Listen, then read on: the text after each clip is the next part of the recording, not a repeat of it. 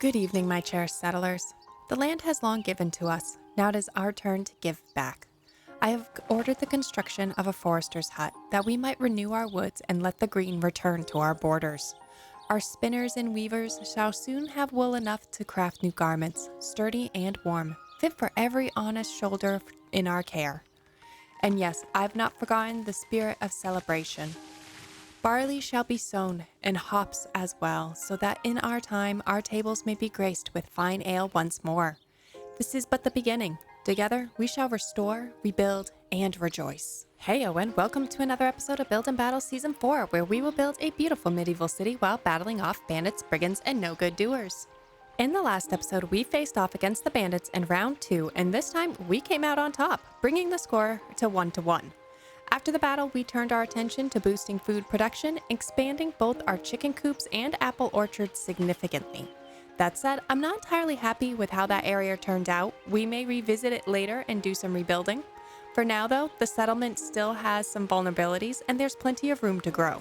We'll need to keep pushing forward if we want to make sure the bandits never threaten our lands again. So if you did happen to miss that last episode, then click on the info card above, or if you're looking for a new Manor Lord series to binge watch, then check out the entire Build&Battle Season 4 playlist located in the description below. In this episode, we'll start by building a forester's hut to help manage our woodlands and ensure our lumber supply remains sustainable. Next, we'll introduce sheep to the settlement, not only for wool and cloaks, but also to support the construction of a new dyer's workshop. On top of that, the sheep will help fertilize the fields where we will grow barley, which will then be turned into malt and brew into ale for our settlers. So are you enjoying Build&Battle Season 4? If so, hit that like button, subscribe, share this video with a friend, and let me know in the comments what you're most excited to see in the upcoming episodes. If you can't wait to see the season unfold, consider becoming a channel member for exclusive perks, emojis, and early access to the videos. Also, don't miss out on our Build&Battle Season 4 merchandise linked in the description below. Alrighty, I am wicked excited to jump into today's episode and venture into our first farmlands. So kick back, grab your beverage of choice, and please enjoy. Today, I would like to begin our construction with the forester's hut, and honestly, I have a couple of reasons for this. First, once our forests start to thin out, our production efficiency drops sharply, and the foresters often struggle to keep up in my opinion. Second, trees seem to take a very long time to grow back, so staying ahead is kind of key. Because of that, we'll be placing just one forester's hut for now, right here near the firewood cutters and the charcoal pit. Now, I realize I just said how important it is to avoid thinning forests too much, but in this case, I actually want the forest near our lumber camp to thin out a little bit. This will open up the view for our manor house, which I think will look really nice. Manor Lords is still in early access, but I'm hopeful that the developers will eventually let us place decorative vegetation or grow specific trees.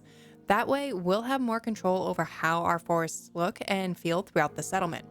So for now, we won't build a forester's hut on that side, but we will near our firewood camp. So let's go ahead and place this one in here, and as we do, I'll also start up a designated burgage plot to provide workers to it.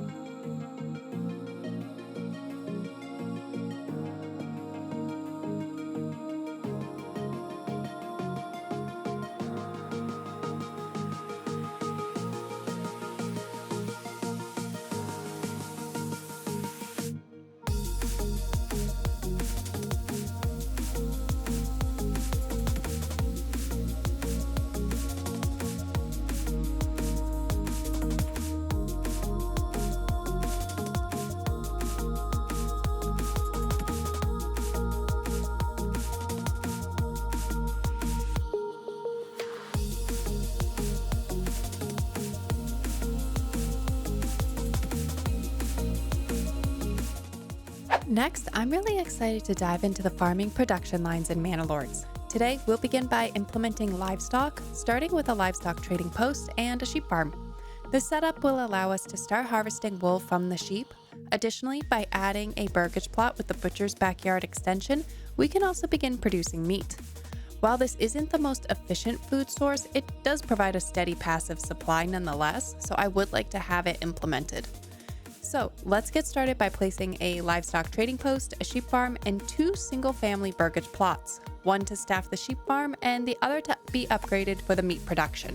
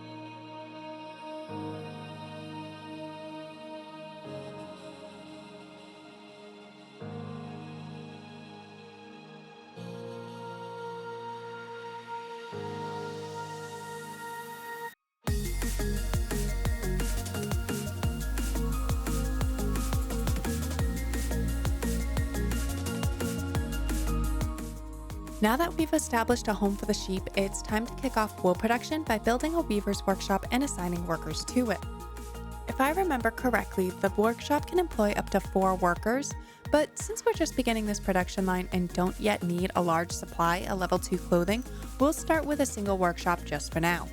We'll also add a second single-family burgage plot and upgrade it with a tailor backyard extension so that we can produce cloaks, which is that level 2 clothing that I mentioned, by the end of this episode. So let's get these buildings placed in and enjoy watching them come to life, because honestly, even over a year later, I'm still amazed by the level of detail the developers put into the building animations.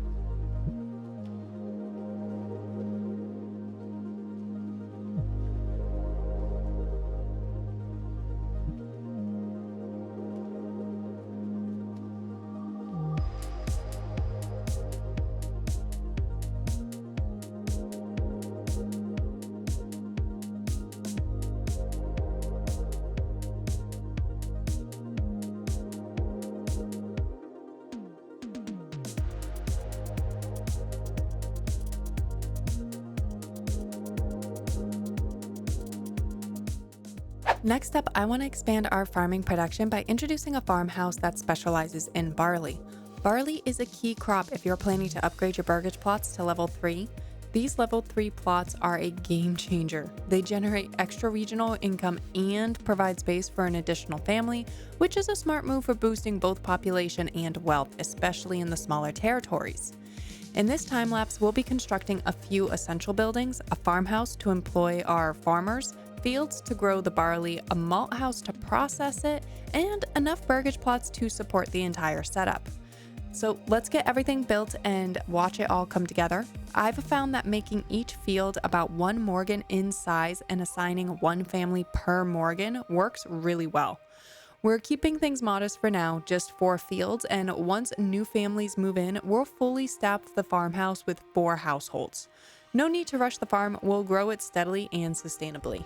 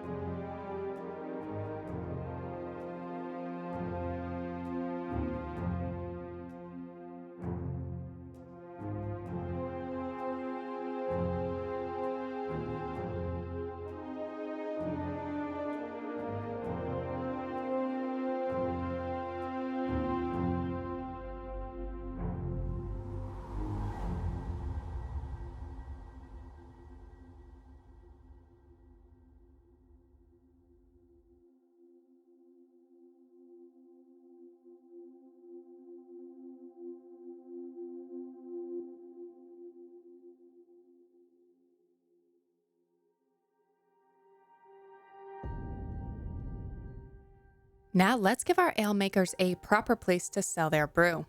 I want the tavern to have a more central location so its reach is as efficient as possible. With that in mind, we're going to build it a bit closer to the King's Road, right near where our original settlement began. Aesthetically, I also want it to sit near our market stalls to create a lively, well-connected hub.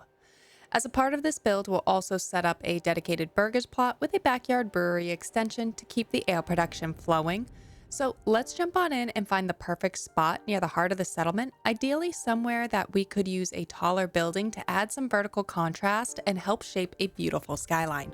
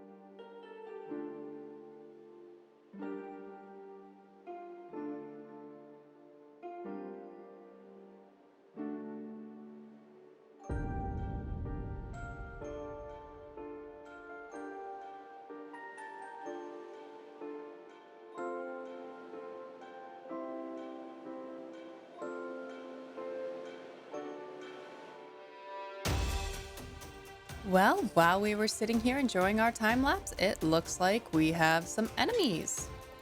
Lovely. I wasn't expecting that. In all honesty, I was not expecting to have to fight anything this episode. So let's get everything rallied, or everyone, I guess, rallied, and let's see where these peeps are. Okay, once again, they're coming in from the top, so that's quite nice. Probably just gonna rinse and repeat what we did the other episode and absolutely annihilate them up at the top of the hill. There's more of them though, which kind of stinks. But I guess there's more of us too, so.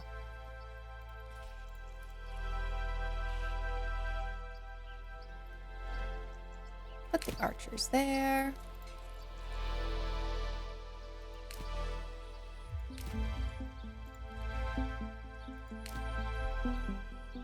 Okay. I think that should give us the advantage height. We have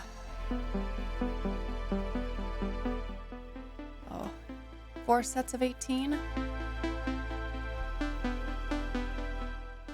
So like 72 people attacking us. I think we still have the numbers. How many do we have? We have 22, 20, 20. Probably make this math easier in my head if I actually just went 20 times 5. So that's 100. Oh yeah, we're already good. That's nice. I like that.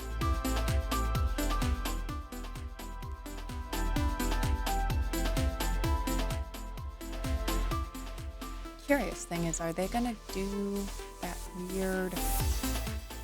Oh, because the river, so they have to come over the bridge here.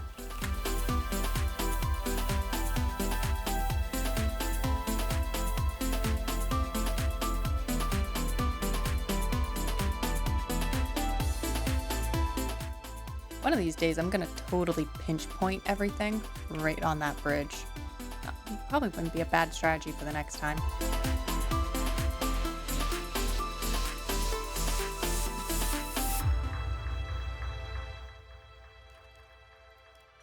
Okay. I want to bait a little bit.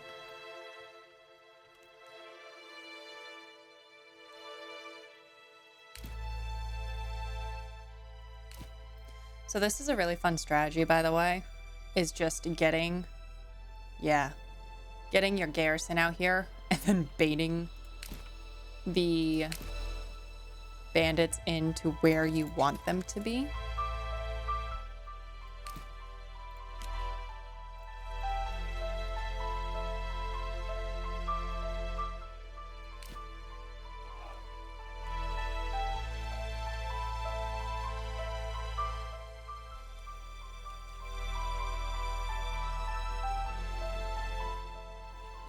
Okay, volleys.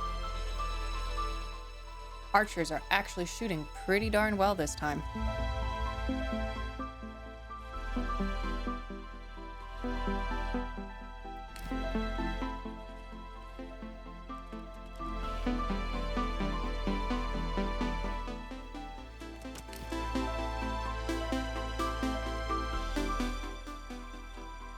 All right, here we go.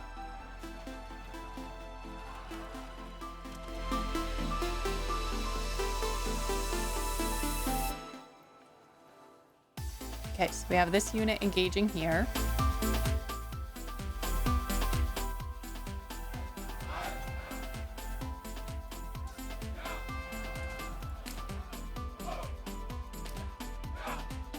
Gotta see if I can flank.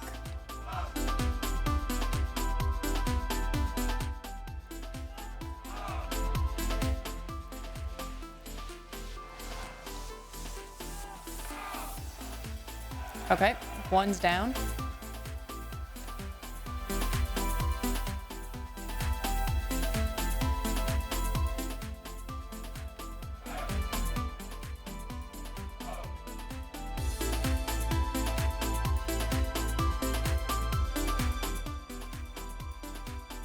Okay, there goes another one. Doing good so far.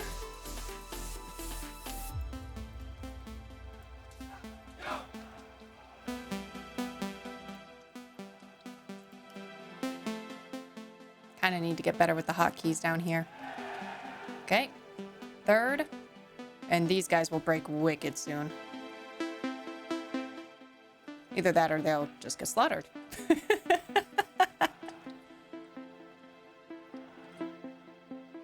Nope, there they go. Okay.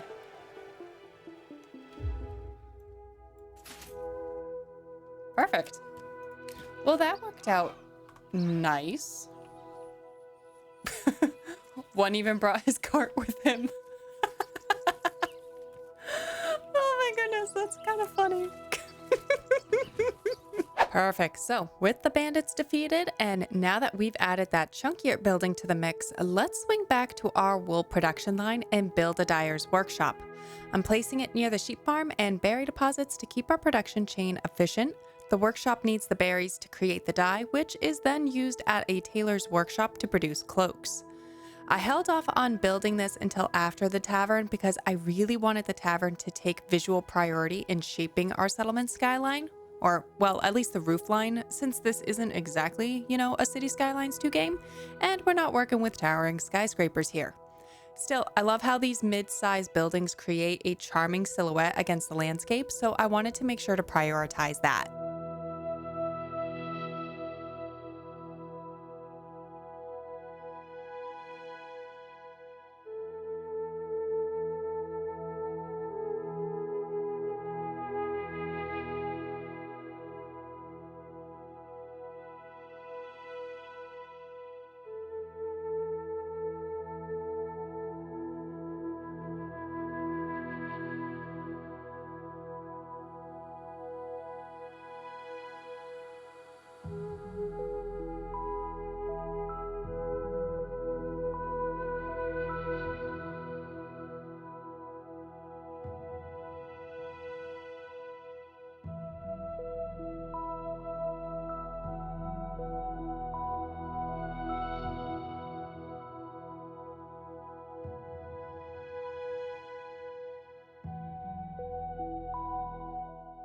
Alrighty everyone, I think that just about wraps up today's episode. If you enjoyed today's episode, please hit that like button, subscribe, and leave me a comment down below letting me know your thoughts on today's build. If you're excited to see the next episode unfold, consider becoming a channel member for exclusive perks, emojis, and early access to the videos. And don't forget to check out our Build and Battle season for our merchandise linked in the description below. Until next time, I hope everyone has a phenomenal week.